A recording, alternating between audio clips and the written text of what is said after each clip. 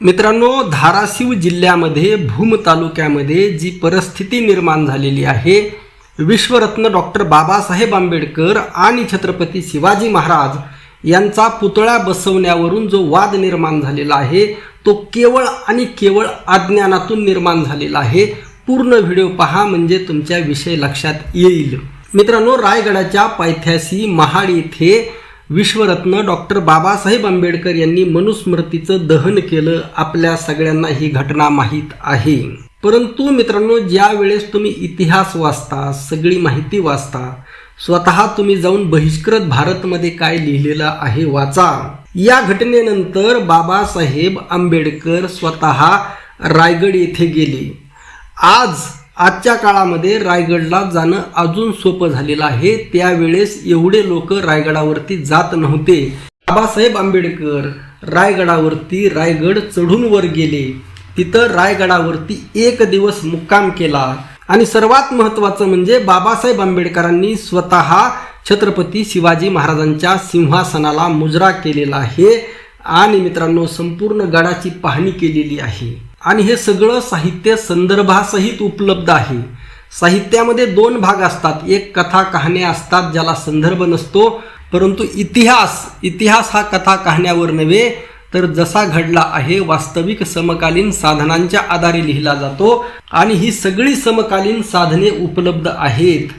मित्रांनो, रायगडापासून बाबासाहेब आंबेडकरांनी जी प्रेरणा घेतली, छत्रपती शिवाजी महाराजांपासून जी प्रेरणा घेतली आणि शाहू महाराज आणि बाबासाहेब आंबेडकर यांचं नातं नेमकं कसं होतं बघा। बाबासाहेब आंबेडकर ज्यावेळेस परदेशातून शिक्षण घेऊन आले त्यावेळेस स्वतः शाहू महाराज त्यांना मुंबईला भेटायला गेले आणि मुंबईला भेटल्यानंतर स्वतः शाहू महाराजांनी त्यांना म्हणजे बाबासाहेब आंबेडकर यांना कोल्हापूरला येण्याचं आमंत्रण दिलं आणि बाबासाहेब आंबेडकर स्वतः कोल्हापूरला गेले सुद्धा आणि तिथं साधं सुधं नव्हे तर जंगी स्वागत शाहू महाराजांनी बाबासाहेबांचं केलं आणि जरीचा सन्मानाचा फेटा शाहू महाराजांनी बाबासाहेब आंबेडकर यांना घातला।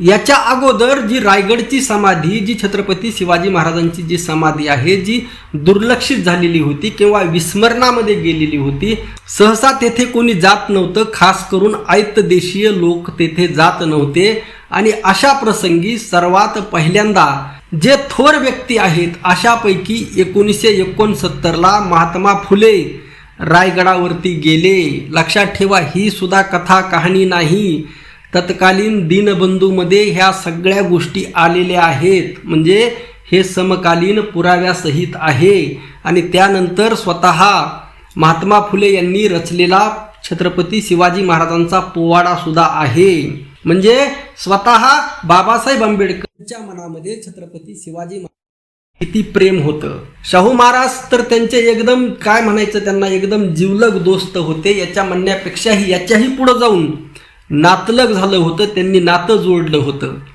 नातं हे विचारांचं असतं, तुम्ही या जातीपातीच्या बंधनामध्ये अडकलेले आहात, त्यामुळे तुम्हाला हे नाते संबंध कळणार नाहीत।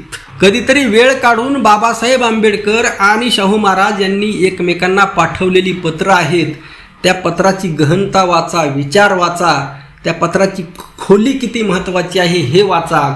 आणि शाहू महाराजांचा लक्षात ठेवा, राजर्षी छत्रपती शाहू महाराजांचे जे पुत्र आहेत राजाराम महाराज आणि अक्कासाहेब, हे लक्षात ठेवा, हे बाबासाहेबांना मामा म्हणायचे। बघा, शाहू महाराजांचा मुलगा, राजर्षी छत्रपती शाहू महाराजांचा मुलगा बाबासाहेब आंबेडकरांना मामा म्हणतो आणि शाहू महाराज माता रमाईंना आपल्या बहीण म्हणतात। हे नातं आहे, लक्षात ठेवा। तुम्ही या जातीपातीच्या बंधनामध्ये अडकलेले आहात। स्वतः बाबासाहेब आंबेडकरांचे जे लेटर हेड उपलब्ध आहेत त्यामध्ये वर लिहिलं जायचं जय भवानी। लक्षात ठेवा, ही छत्रपती शिवाजी महाराजांची परंपरा होती, ही छत्रपती शिवाजी महाराजांची परंपरा होती, ती बाबासाहेबांनी जपली होती। बदलापूर येथील शिवजयंतीमध्ये बाबासाहेब आंबेडकरांनी भाषण दिलेलं आहे। असे अनेक अनेक अनेक संदर्भ आहेत। एवढं सगळं असताना सुद्धा काल भूम येते, लक्षात ठेवा। आता ते का घडलं, कशामुळे घडलं, नियोजित जागा काय होती किंवा तेथील जे भीमसैनिकांचा काय म्हणणं होतं, शिवप्रेमींचं काय म्हणणं होतं, लक्षात ठेवा। येथे छत्रपती शिवाजी महाराज आणि बाबासाहेब आंबेडकर यांच्यामध्ये भीमप्रेमी शिवप्रेमी हा भेद करता येत नाही. हा इतर ठिकाणी भेद करता येईल, परंतु जिथं गोष्ट बाबासाहेब आंबेडकर आणि छत्रपती शिवाजी महाराज येते तेथे भीमसैनिक आणि शिवसैनिक हा भेदच करता येत नाही. शिवसैनिक वेगळा आणि भीमसैनिक वेगळा असं अजिबात म्हणायला 0% जागा आहे. अजिबात कसलाही वाव नाही, त्याला कसलाही ऐतिहासिक संदर्भ किंवा पुरावा नाही. एवढं मी तुम्हाला अगदी मोजके काही पुरावे सांगितले आणि जे लिखित पुरावे आहेत समकालीन साधनांच्या आधारे आहेत. आणि असं असताना सुद्धा आपण कोणत्या दिशेने चाललेलो आहोत लक्षात ठेवा. ठीक आहे, आता तिथं काय झालं नक्की मला माहीत नाही, मी स्वतः बीडचा आहे, परंतु सोशल मीडियावरती जे आपण चित्रण पाहिलं, व्हिडिओ फुटेज पाहिले, अगोदर तिथं छत्रपती शिवाजी महाराजांचा पुतळा आला, त्यानंतर बाबासाहेबांच्या काही अनुयायांनी पुन्हा बाबासाहेबांचा पुतळा तिथं घेऊन आले. मग आता कुणाचा बसवायचा, चूक कुणाची, खरं काय खोटं काय, आता हा वादाचा विषय आहे, हा तर्काचा विषय आहे. परंतु लक्षात ठेवा, आता किमान एक असंही उदाहरण होऊन जाऊ द्या महाराष्ट्रामध्ये, जर इतकं घट्ट नातं बाबासाहेब आंबेडकर, राजर्षी छत्रपती शाहू महाराज, शिवाजी महाराज यांचं होतं तर तिथं त्यांचा एकत्रित पुतळा बसवा, काय हरकत आहे. म्हणजे हे नातं अजून घट्ट होईल आणि त्याला प्रेरणा देईल.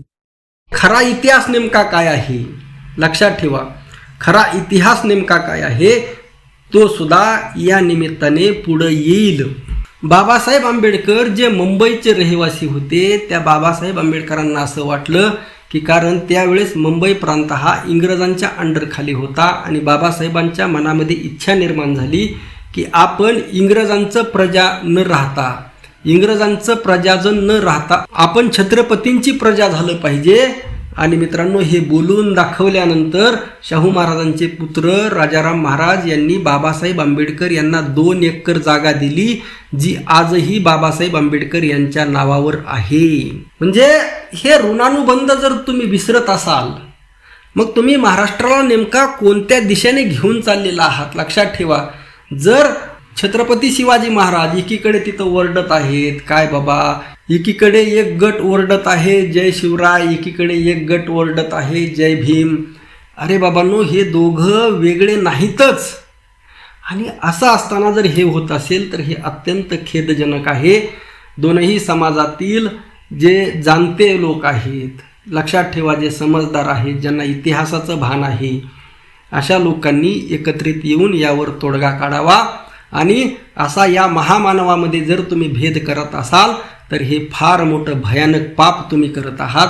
किमान हे तरी लक्षात घ्या. याच्यापेक्षा जास्त काय बोलू, आपलं मत नक्की कळवा. रामकृष्ण हरी, जय जगद्गुरू, जय जय भीम.